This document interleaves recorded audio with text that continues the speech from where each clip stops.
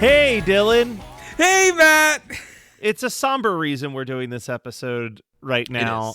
This is something that I was going to pick for like a November, December episode because this truly is a yearly watch at my house. It's a quoted all year round show. I have a lot of emotional memories tied to this particular Christmas special, and I was very excited for us to talk about it in November, December. Yeah. And then Monday of last week, I heard the devastating news that Paul Reubens had passed away. Yeah. And I And said, you well, actually, yeah. I broke it to you. I was going to say, I thought, all right, this guy means too much to me. We need to bump this up and talk about this now. I was in a work training and I get a text from you that is like, hey, I think we should record something for Pee Wee this week. And I'm like, all right. Like, why? Like, I was really confused. And then you were like, yeah, he just passed away. Literally like 20 minutes before you texted me. Yeah, you called me TMZ. Like, yeah, because you texted me. And when you said that, I was like, did he die like yesterday and I missed it? Like, when did this happen? But no, you literally broke it to me that Pee Wee had passed away. So Chris Fafalios from One Hit Thunder broke it to me. Okay. And at the time, if you Googled Paul Reubens dead, all that was coming up was Celebrity Hoax website saying he's not dead. Yeah. He's just another person being claimed by Celebrity Hoax. In fact, when I first shared the Facebook status about it, a bunch of people commented and were like, he's not actually dead. It's a hoax. You should probably take this down. So I did. And then like 3 minutes later, you were like, joke's on you. And then you're like, oh, wait, I don't want to be right. Yeah. 3 minutes later, I was like, oh no, like literally like the New Yorker and like all of the major publications are now running this story, which probably means that it's true. Like people were like, someone must have hacked the Facebook page and Instagram. Like, people really didn't want to believe it. And this is the second celebrity death in the last year that I can think of where the person had cancer and just told nobody. Norm Macdonald did something similar. Yeah. It reminds me of also the Chadwick Boseman stuff. Yes. Where none of us knew that he had cancer either. Like we just started seeing, even with that, we started seeing footage of him. Yeah. Being not looking great. Yeah. And being like, hey, what's going on? And then we got the news. This, I feel like I have not seen or heard from Paul Reubens since he did Mania. Like, and the last Mania that like I was at. And that was about 5 or 6 years ago, I would say. So he may have just recently been diagnosed at that point or whatever.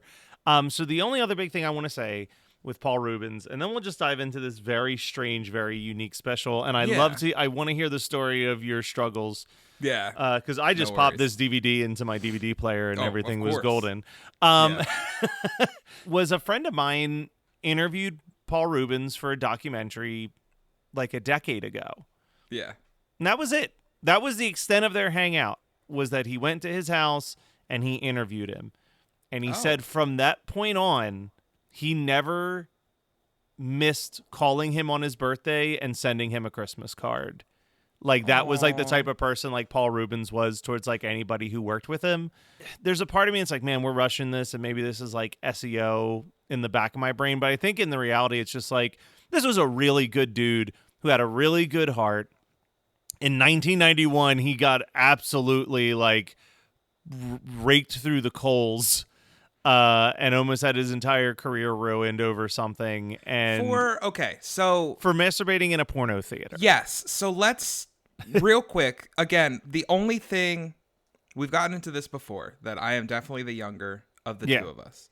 So you got to understand that when I became familiar with Pee Wee, that was probably the only thing you really knew about That's him. The thing. It was always with the caveat of this guy did something bad. That's how it was framed. Okay. Yeah.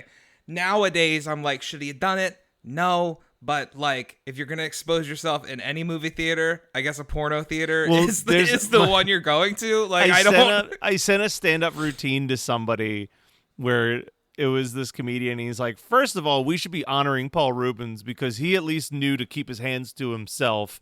Yep. He's like, start there. And he goes, secondly, can you imagine being the people in the porno theater who had to report the masturbation to the front desk? You're like, listen, we're trying to enjoy some film in there. Yeah. Like, I think I don't understand the point of going to a porno X theater unless everyone is masturbating. I would assume if I was ever in one of those theaters that, yes, these are going to be semen-covered floors and seats. Like, it's just... Even if it's illegal, is this not an unspoken thing that we're... That's my perspective on it. Like, everybody picks their own row. Like, nobody's sitting next to each other. And that was... Well, you don't that be was that the person. thing. He was...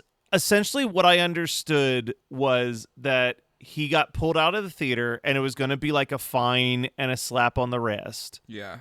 And then one of the cops arresting him said, hold a second, are you Pee Wee Herman? And then they booked him and took the mug shot and everything else. That sucks. So it's like if it was like one of us, if you or I was masturbating in a porno theater, they'd be like, hey, you can't do that. On record. Yeah. You can't do that. You got to pay this fine. Yeah. And be like, all right, cool, never again. But because he was child star Pee Wee Herman or whatever, like children's show host Pee Wee Herman, they're like, oh, we got to book him. And I think the police station is who released the headshots as well. Like it was just it was kind of a shitty thing all around. I know that the big joke, that one of the coolest, in my opinion, one of the coolest moments in Pee Wee history is like a year later. They decided the MTV Music Video Awards, the VMAs, asked him to kick off the show.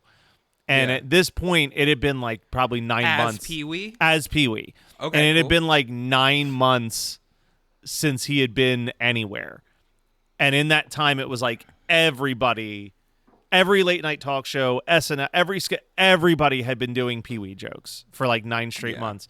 So he walks out. It's this huge round of applause. You can tell that he's like emotional. Yeah. And he leans into people like still like me. Yeah, and he leans into the mic and he just goes, "Heard any good jokes lately?" and like the explosion of laughter from that, like I think that really won him back in a lot of people's hearts. But I don't know, he just it's so rare when a celebrity dies where there is like, you could not find a mean-spirited thing posted about that man anywhere on the internet. Is like growing up after that had taken place, I felt like Pee Wee was always presented to me with the caveat of like he did something fucked up, man. Yeah. Like and like I didn't understand until later that like, again, yeah, kind of gross, but at the same time, like if you're gonna masturbate in public anywhere, that seems like the like the most inviting place, I guess. But again, it's much like you said, like that stand-up comedian said, at least he kept his hands to himself. That is all that really matters in that instance. My experience with Pee Wee begins at 4 years old, Matt Kelly. Okay. So 4 years old, that would put me 1996. I would have been 11. Okay. Yeah. I mean, we're still both kids. I would say now as an adult, I don't see that age difference as no. As like wild. Yeah, no. Me at 37 could hang out with a 48-year-old and it's not weird. But man, an 11-year-old hanging out with a 4-year-old, it's really like, weird. what the fuck are you doing? Yeah. And I was at my great grandmother's house, my mom Ashburn. And my mother would stay there to take care of her and my grandmother would help out to take care of my great grandmother. And I would go into the bedroom and watch whatever was on TV. And the Disney Channel, I think it was the Disney Channel, was running Pee Wee's Big Adventure. Yep, classic movie. So I'm like, cool. I'm going to fucking watch this. I've never seen this. This is fun. So I'm watching the whole thing. And then we get to this semi-truck, Matt Kelly. Oh, Large Marge Dude, fuck you up? Large Marge put instant, like, fuck Pee Wee, fuck anything to do with Pee Wee for a straight 2 decades, like, hands down. Like, it was not until I was in high school to where I finally was like, I'm going to give this shit a chance. I didn't turn against Paul Reubens. But you turned against Pee Wee. Yeah, fuck Pee Wee.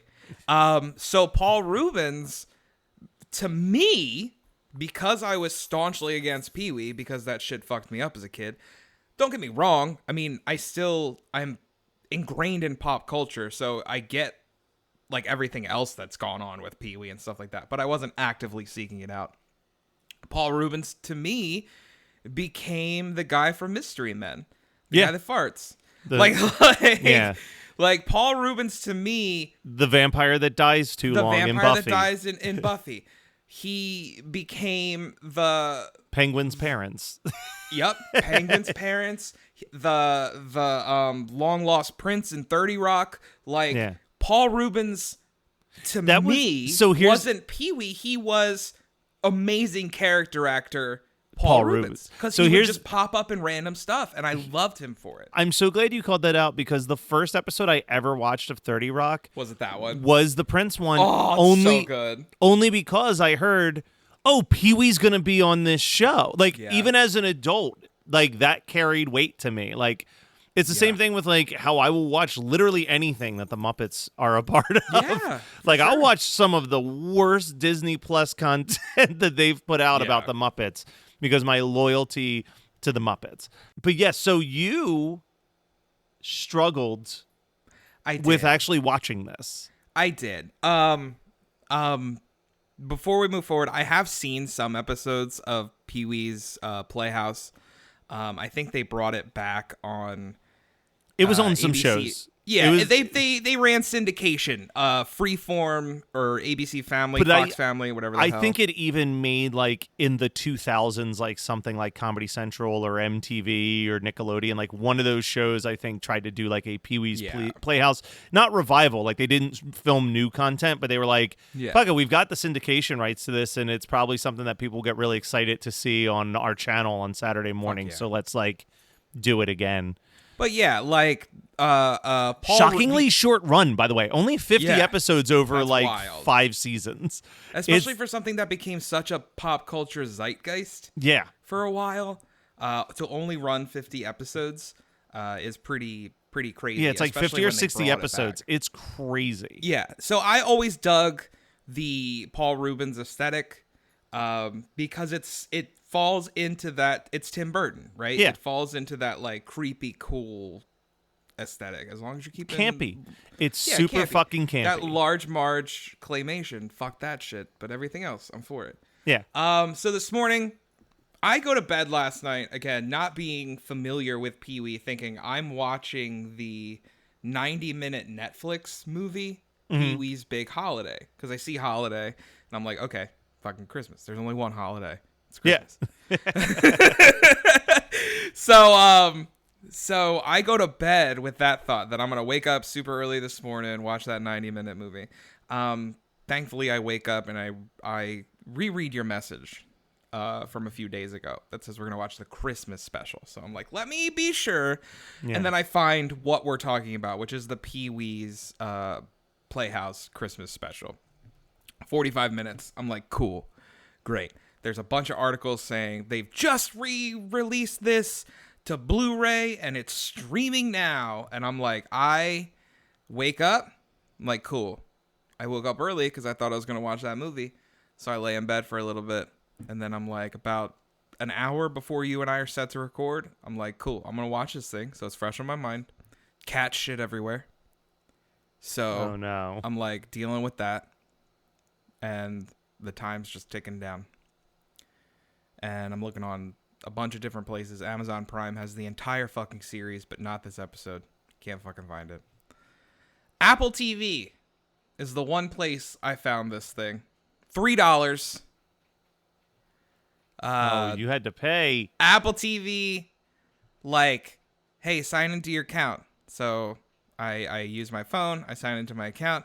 Cool, you're all signed up. I click on the TV. It's signed into Teddy's account. I'm like, okay, that's not my account. Like, her card is hooked up to her account. My card's hooked up to my account. I'm not buying Pee Wee's fucking Christmas adventure twice. Yeah. Yeah. So I'm like, all right, let's try this again. I sign out. I sign back in. And like, I finally like sit down, get settled. In the house, it's grumpy because it stinks. We cleaned up the cat shit, but like the cats are asking to be fed. I'm just like, God damn it. It's 8 o'clock in the morning. I'm like moving shit back and forth.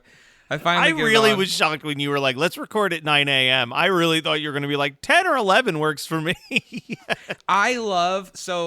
just like getting it done. Like Exactly. That's always been my thing. Like, we do our Addams Family rehearsals are Tuesdays and Thursdays in the evening, and Sundays it's at 3 o'clock in the afternoon because people have things going on in the morning.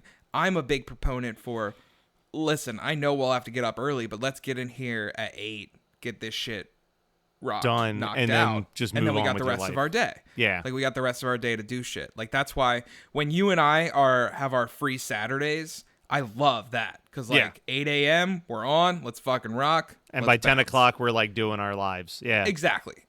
I love that. Get it done. Get it out of the way. So that was my thought process before this turned into a This just debacle. in, Dylan finds the podcast a chore. Got it. Yeah. No, like, listen. I'm kidding. No, I'm kidding. I understand. But everyone, I find my life to be a chore. Like, I just...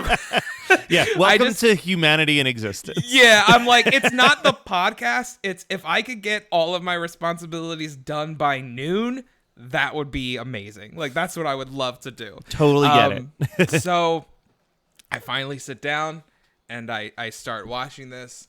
And Matt, I want you to come at this from a different perspective. All right. Of someone who's not super into Pee Wee. Mm-hmm. They've already had the worst morning. It's not an awful morning. Like a 3-star out of 10-star morning. Yeah. Like a groggy morning. You're not trying to sit down and watch this. And you watch I should have texted you because part of my brain was like, you should really watch this at night. When you were like, I'll watch it first thing in the morning, I was like, I don't even know if I could watch Pee Wee first thing in the morning.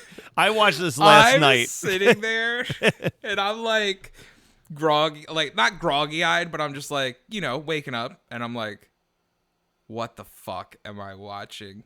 I looked so hard to find I'm not even saying it was bad because it wasn't bad, but I wanted to find, like, YouTube has the playback speed.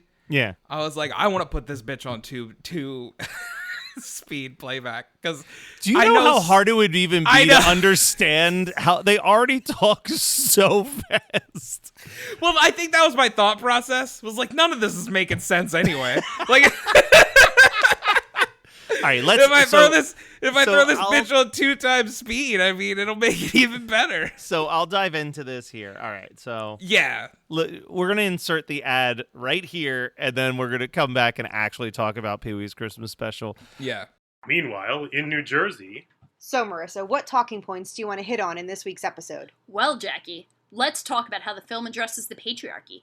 Ooh, and representation of marginalized people. Ooh, and even philosophical ramifications of good versus evil in horror. We can point out the triangle boobs, talk about the blood splatter, and the practical effects. And also the male gaze.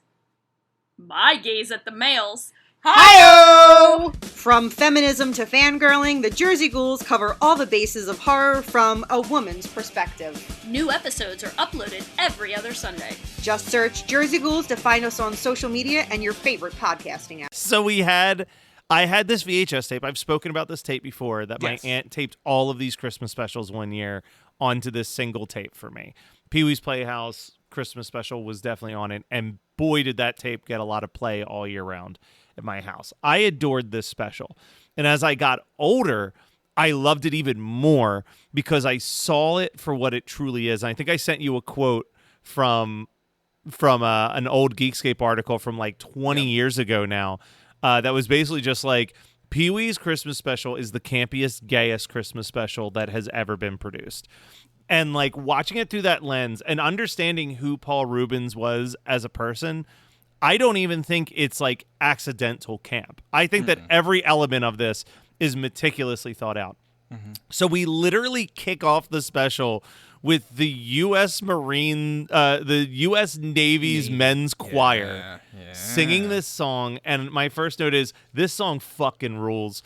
The Christmas at the Playhouse song was, well, it's Christmas in the Playhouse, and we're gonna have a lot of fun. Like, singing those lyrics in like a choir is so funny already. And then it gets into like the more like Pee-wee 80s dance music. And it's basically just him listing the insane list of people who are going to show up in this special. And it is chaos. And I would list them off right now, but I've written down every single celebrity appearance as they happen in this show anyway. So you're just going to, you're just going to have to wait. We're not going to spoil it. The glow in your eyes as you talk about this special. I love this special so funny. much. It's just, this is gonna. I don't want this to come off as a Matt likes it, Dylan hated it thing. Yeah. It's not that. It's 20 years of emotions attached to it. I feel like if I grew up a Pee-wee kid, I would adore this Christmas I think this special. is the best episode of Pee-wee's Playhouse. Like, truly. It wasn't bad. But what's funny is when you sent me that text message, literally 2 minutes later, Teddy looks at me and goes, how is Pee-wee not like a gay icon? Yeah. Oh, he kind of sort of already is. Yeah. Like he kind of moved towards that. Yeah. But she's like with Cher in there and everything else. Like, how is this? It's like, insane. He is. So the first, like, this is just a drag show is basically how she described it. 1000%. The first bit that always made me laugh as a kid, I still think it's kind of funny now, is Pee-wee is making his Christmas list, and he says he wants a yo-yo, and his robot Clunky is like, "You've already got a yo-yo." Yeah. So he goes to his secret vault, and he's putting in the password, and he keeps looking at the camera and telling the camera to go away so that we don't see what his password is. That's one of those bits. We've talked about this before, that as it's happening, I'm not laughing, but I'm sitting there going, Matt's gonna love this. Oh, it's so Matt loves this shit. It's so, dude, when that fourth wall when he shatters, fucking looks at the camera and is like, I'm like, Matt loves this shit. and he Matt's makes a face at it the second time. It comes back, and he's like, he does it again. yeah, Done. it's a real Tim Robinson type bit. Yeah. I mean, I think that's why Tim Robinson is as popular as it is too, because Tim Robinson is pulling from the same concept that Pee Wee Herman always was, which was an adult literally acting like a child in the sense of like, not like fucking Fred, you know what I mean? Like, like, but in the way that like a child's brain actually works, and like a way that a child is like kind of an asshole. I've had conversations with children that are just like Pee-wee, like that talk just like Pee-wee. And I will say, I did like sit there while watching this and go, this would be the worst person to hang out with. Oh, absolutely. There's like, look at all of the friends he has. No way. No way. Like, so, none of these people are hanging out with this guy. Speaking of his first friend that shows up is Miss Yvette. She shows up and she kicks off the runner that everybody is going to give Pee-wee a fruitcake for Christmas. Yes. And she is there with a giant beehive hairdo with a piece of mistletoe dangling from the tip, and she's going to get her kisses. And she's going to make out everyone. She's going to make out with everybody, starting with the floor. Oh my God. I was like, damn, this woman is coming in hot. Yeah. Like, she's coming in real hot. Like, she gives Pee-wee the kiss, and then everybody's like, come on over here. The Cherry's like, sit on me. Yeah. It's so good. There's a lot of stuff that I love in this, but probably one of the bits that I laughed the hardest at is the first celebrity guest. Pee-wee's phone rings, and he goes to check out who it is, and it's Whoopi Goldberg, and she's calling in to see if there's any space for her to be in the Christmas special. And he's like, I'm sorry, Whoopi, it's just way too booked up. And she's like, oh, well, maybe next year. He's like, next year's also booked up, Whoopi. And he goes, I could maybe squeeze you into the Christmas special in 2 years from now. She goes, okay, cool. And he goes, I'm not promising you anything, Whoopi. And then she goes, all right, well, I'll see you in 2 years. And he goes, maybe you'll see me in 2 years. It's so, like, that's like one of my brother and I will constantly do I'm not promising you anything, Whoopi. Like, it's so, again, though, I've dealt with kids where it's like, that's their thought process and stuff, where it's like, I'm not promising you that I'm going to hang out. Maybe I'll, like, they're very particular. That Whoopi Goldberg moment jumps right into it's time to play within the magic screen. Another brilliant joke. Pee Wee jumps into the magic screen. Magic Johnson shows up. He goes, Magic Johnson, what are you doing at Magic Screen? He goes, me and Magic Screen are cousins. Like, it's such a stupid joke. It's such a stupid bit. And then they get chased by a polar bear. Like, so what's ripping me to shreds on the inside right now, Matt, is how much joy I'm having and how dead-eyed you look. No. It's that, like, I'm enjoying this special more. You describing it. Like, you describing it and then making that joke a bit. I think you're onto something. I don't think I should have watched this first thing this morning. No, you were not. I think I should have gone for throughout my day and then, like, hey, we're gonna chill out and enjoy watch this it. stupid special. Sometimes the thing is a reward, not a chore. We meet. It's like a reward. So we meet Jambi, probably the second most famous Pee Wee Playhouse character, who is played by Paul Reubens, co-writer and longtime friend who actually passed away a couple years ago as well. You may recognize him if you're a Weird Al fan. He is in the movie UHF as the son of the evil cable network owner. He doesn't have a ton of great scenes, but he has a few good lines throughout that. And then I think this is the point where the insanity explodes. Like, everything else up until this point has been, like, cheesy and fun. Rita the mail lady shows up with a giant box containing an insanely dressed Grace Jones, who performs the strangest rendition of Little Drummer Boy that I have ever heard in the entirety of my life. Yes. And the joke, the explanation of how she's there is that she was supposed to go to the White House, but the label fell slightly and they just saw the word house and assumed Pee Wee's Playhouse was where it was supposed to go. What are your thoughts on both Grace Jones's insane outfit for a children's show and this rendition of Little Drummer Boy? I'm fine with this rendition of Little Drummer Boy. One of the things we're going to get into is, like, almost none of these covers are good. Yes, none of these covers are great. But I'm saving. I don't like the one cover I texted you because I like that song. Yeah. Like, so, I didn't mind Grace Jones's rendition of Little Drummer Boy because I'm not super into the song anyway. I was more distracted that she looks like a character out of Spaceballs. Yeah, like, that's what I mean. She's wearing a giant metal breastplate that really highlights the breast part on the breastplate. It was very bizarre. It is very odd. But I mean, it's kind of just Grace Jones, bro. It's just Grace Jones. Then we get probably that's how she is. We get the only celebrities who have reoccurring bits. Every celebrity throughout this special, they're there and they're gone, except for Frankie and Annette, who have an ongoing storyline that Pee Wee is a straight slave driver. Yep.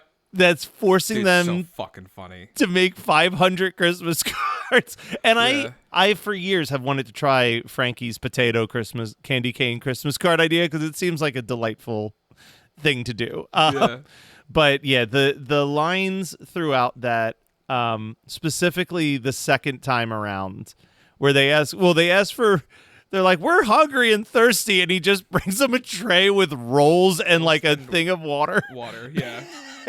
But then the other line is later on in the episode, it starts snowing.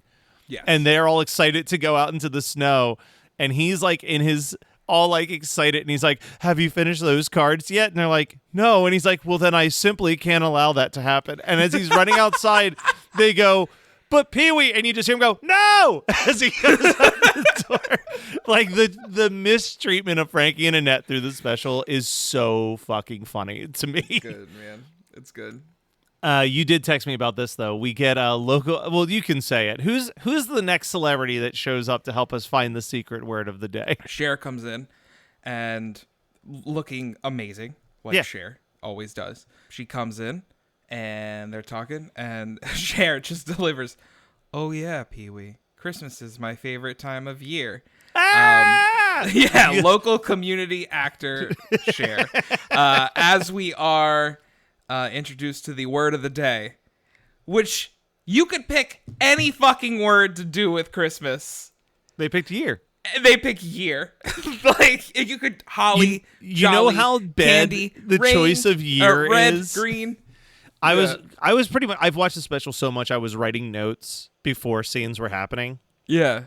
So Cher showed up, and I wrote Cher's cameo, secret word, cheer. And then they're like, the secret word is year. And I was like, oh, that's right. It's year. But that's a really shitty Christmas. Right? Secret That's word. a really shitty word. Was that always the bit? I feel like the bit was to do like a good word. Well, it was usually a word that it was almost guaranteed you'd hear that day. So the kids would scream really loud throughout the day at their parents and drive their parents nuts.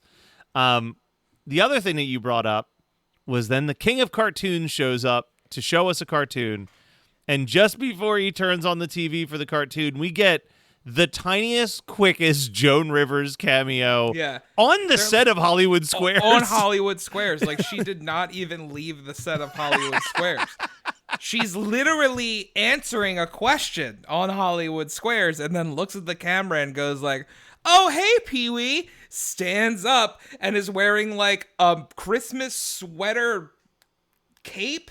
That just says Merry Christmas across it when she opens her arms. Yes, exactly. And then they put on the cartoon. But have you ever seen this cartoon before? Because I love this cartoon. Yes. Yeah, yes. the Christmas comes I'm but gonna once a assume year. public domain, right? It's a like Betty Boop spinoff. Yeah. It's I think his name is Grampy. He was a character in Betty Boop. It's the only cartoon he's ever appeared in that Betty Boop does not show up in. Oh shit, nice. Fun little fact. So what is this a recurring bit? Does this guy always show up? King of Cartoons would always show up on Pee Wee's Playhouse and play a quick 3-minute public domain cartoon. I was gonna say, was it always like a public domain from like the 30s and He 40s wasn't turned on the TV and Teenage Mutant Ninja Turtles was on. Yeah, dude. Now I'm all fucking in. What's up, Cartoon Kev? Yeah. It's like fucking, what's up, bros? I got some za and some fucking fighting turtles, brother. Woo! We get a very quick cameo from Pee Wee's puppet, Billy Baloney, which is just Pee Wee playing with a puppet. Also horrifying. Like, it's very creepy. Towards the second half of the show is when we start getting more like claymation and we get puppets. some wild shit. So we get I would say the snow is where it really kicks off. Yeah. So it starts snowing. To this day at 37, me and my mom will still, when it's snowing, yell, "It's snowing!" over and over again like Pee Wee Herman. There's a great gag that always makes me laugh where Pee Wee's in his typical Pee Wee costume. He runs around the corner, and less than 10 seconds later, he runs back out, and it's like full, giant, snow suit, hat, boots, everything. I love a quick costume change gag. Oh, yeah, for sure. Probably, I throw this around a lot, but probably the funniest written line in the whole episode is he goes outside, he goes to make a snow angel, and you watch this knowing that they shot it all in LA. And he says, if you don't have snow at your house, just use 20 pounds of coconut shavings. And then as he flops into the snow and it pops up in the air, it's so obvious that it's coconut shavings. I fucking love it. That's so good. We get a Larry Fishburne cameo as Cowboy Curtis. So he was in all of it too, wasn't he? Yeah, he was the whole 5 seasons. Yeah. That's wild. So I just saw, if you're Matt Kelly and you go on TikTok anyway, everything is Pee Wee Herman based right now. Really? I've been getting sent so much Pee Wee Herman content. One of them was a documentary about Pee Wee Herman, about Pee Wee's Playhouse, and they were talking about some of the people who worked as production assistants on Pee Wee's Playhouse, including Rob Zombie. That makes sense. and John Singleton. And in the documentary, they cut to Larry Fishburne, and he says, well, Lawrence Fishburne as we know him now, but at the time he was credited as Larry Fishburne. They cut to Lawrence Fishburne, and he goes, any chance that he got, he would ask me questions about working with Spike Lee because he said that's who he wants to be like.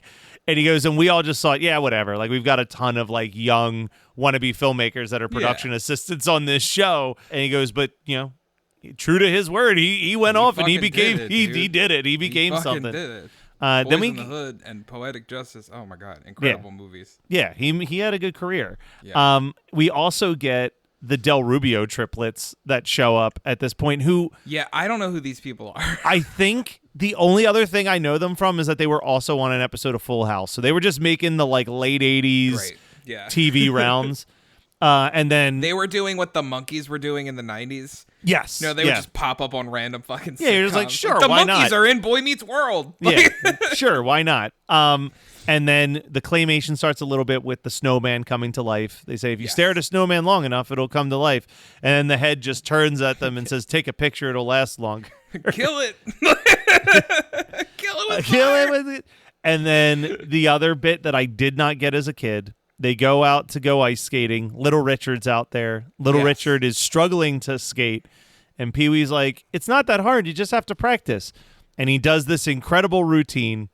And then Little Richard's like, that's unbelievable, Pee Wee. I had no clue you were so skilled. And he's like humble bragging about how good he is. And then Pee Wee Herman's stunt double, who's dressed exactly like Pee Wee, shows up and was like, was that good enough, Pee Wee? Did not get that as a kid. I'm like, I don't get what this joke is. But as an adult, I'm like, that's really fucking funny. Like, there's so many things that we watch now that as a kid we watched, and we were so confused. Yeah. Like I remember there being two Pee Wees. Yeah. Like, and I didn't understand that. I laughed, but I don't get the joke. Yes. There. So after that commercial break, we come back, and they're sitting by the fire. They're getting warm. And what better music to relax and have a glass of hot cocoa to than the sounds of Katie Lang massacring Jingle Bell Hop? It's so fucking bad. I literally wrote Katie Lang's Jingle Bell Rock might so be bad. the worst performance in the special. Yeah, and it's really wild considering like everything else we got. Yeah, and what we Because still I haven't don't gotten even- to. There's like still Yeah. like one more song that we have to get to. It's, on the surface, it's not awful. It's just like, why is this happening? Yeah, she's backed up by the puppet band. Yep. And her performance is obnoxious. And it's pretty hard to be obnoxious on this program right now. Yeah. More obnoxious than anyone else. To be the most notably obnoxious. Yeah. Well, it's the stuff where she's like, "That's the Jingle Bell," like and in the middle of her song, the Jingle Bell Hop. It's almost without any introduction, we get a Penny cartoon, which was another thing that happened on every episode of Pee Wee's Playhouse. It's this kind of claymation thing of a little girl telling you about her Christmas with two pennies for eyes. Now that you're telling me that this is a reoccurring character, it makes a fucking like a lot more sense. I saw this as like, is this just a little kid that wrote a fucking letter into Pee Wee and we're getting like a claymation? The little bit that I kind of know about Penny stuff. Okay. I do think that it is an actual little girl that they interview and she tells stories and then they would animate those stories. But beyond that, the animator was Craig Bartlett, who later went on to create Hey Arnold. But this was his first gig as an animator, was doing these Penny cartoons for Pee Wee's Playhouse. I can see that. That's cool. In fact, you can look before Hey Arnold's was a thing on Nickelodeon. He did 3 Arnold claymation shorts for Sesame Street that are in the style of Penny. That's like a stop motion character. I vaguely remember Penny. I don't know why. She may have even got her own spin-off show after Pee Wee's Playhouse for a little bit, for all I know. And I want to talk a little bit about claymation for a moment. Did it horrify you as a kid at all? No, I've always loved claymation. So it's not that I don't love it because I'm so interested in it now. I've said before, I think it's my favorite hardcore of any type of practical effect. It is my favorite form of practical effects. Like I just think it's such an interesting art form. Yeah, it's even when it's done like in a funny way, there's just something about it that creeped me out as a kid. I don't know what it is. It's the way like they work the eyes and stuff like that. I don't know what it is between Large Marge. I didn't like UHF as a kid because of the claymation face at the end. Alien at the end. Like whenever they would do stuff like that, I absolutely and I was the psychopath that was like, I'm gonna stop this and I'm going to just hit pause over and over again and take it frame by frame and analyze I frame by framed both of the things that you just mentioned. Oh yeah, I was absolutely obsessed with it. And yet another bizarre quick cameo. Zsa Zsa Gabor just shows up. Yeah, she's there and gone.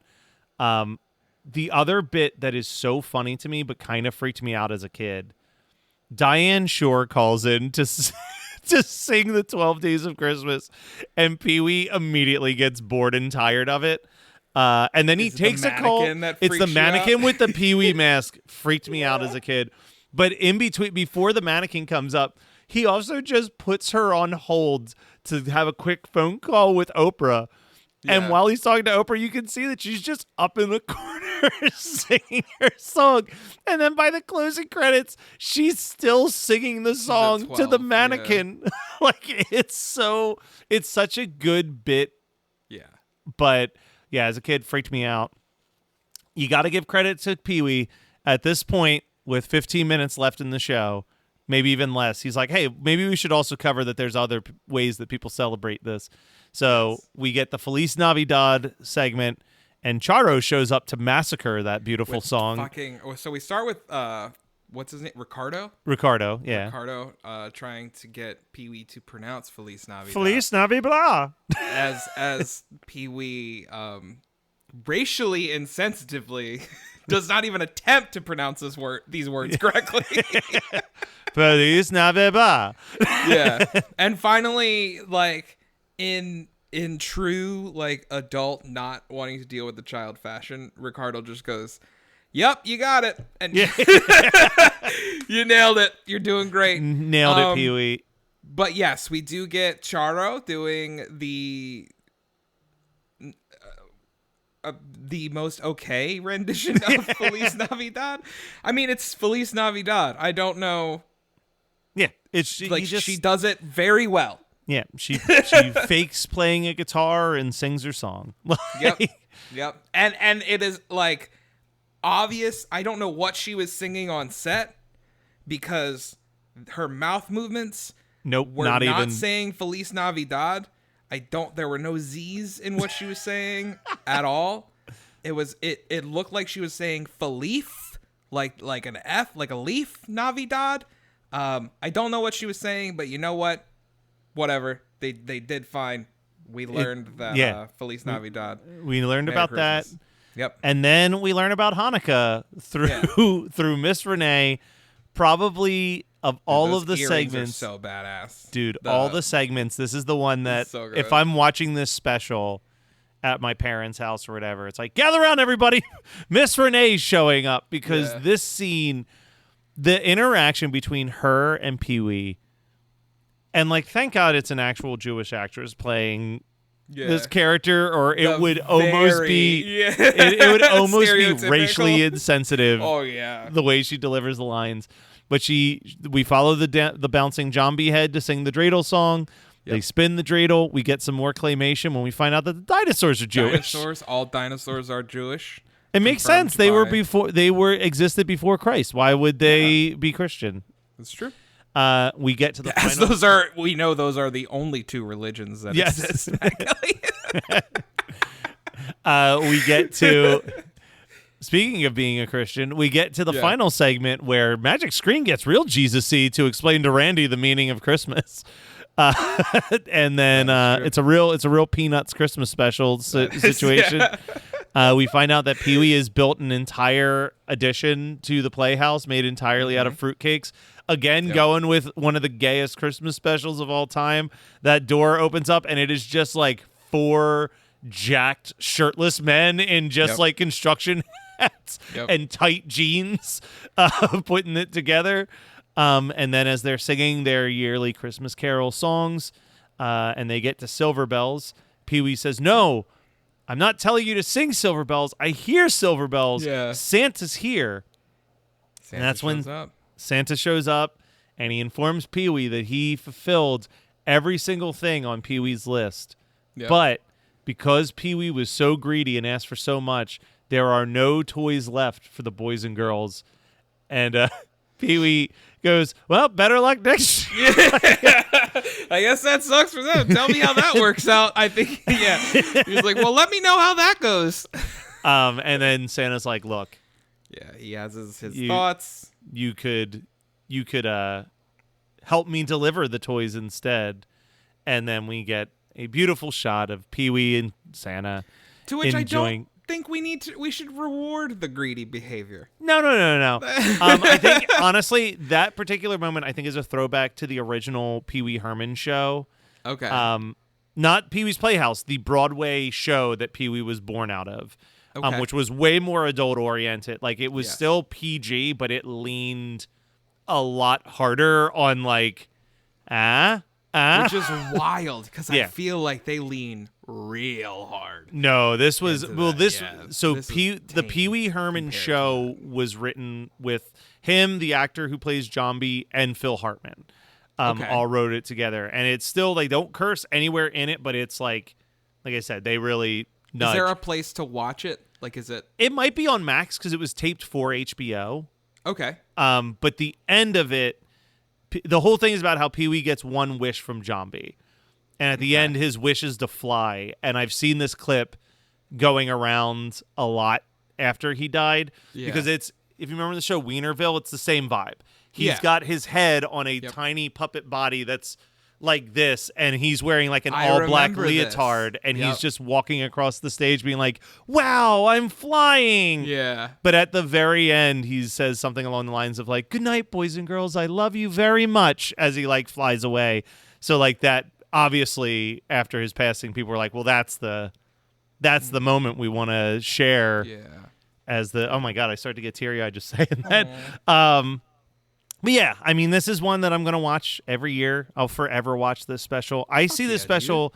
I probably legitimately watch this special like 5 times during Christmas because it's also I'm just friends with all my friends are in their mid 30s, early 40s, and they grew up on this special. So like if I go to any of their houses, they want to watch it. If they have kids, they're showing it to their kids. Like it's definitely like a special that they have passed down through the generations. And some of those, we've talked about this tape before. I don't think the Garfield Christmas special gets passed on as much to its generation. Eventually, we're going to do the Claymation Christmas celebration, which doesn't really get passed on as much.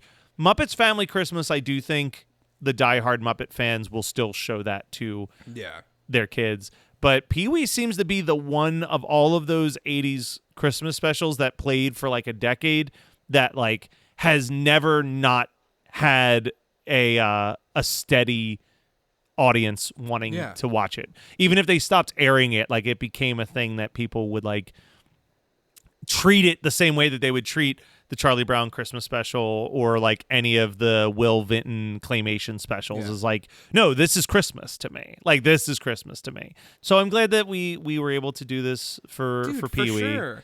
I as watching it, I can see like why this would mean so much to someone. I can see growing up with this, I would watch this every year. I'm not going to now, like because it's not something that speaks to me during Christmas. But if I would have grown up with it, 100%. Like this, I can see how somebody would view this through the same lens as they would view some of those SNL Christmas specials. Yes, exactly. Or viewed through the same lens as some of like the Boy Meets World stuff that I watch every year. Like I think it's similar to when we talked about the Garfield Christmas special, where it's like it does strike this balance of it's very weird, but it's also kind of sugary sweet at moments where you don't expect it to be.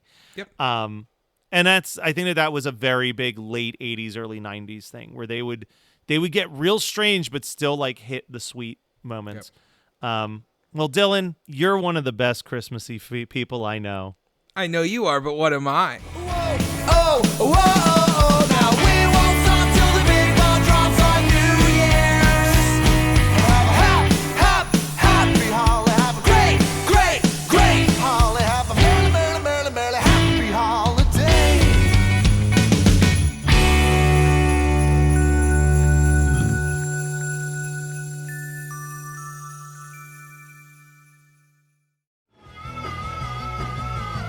You're listening to the Geekscape Network.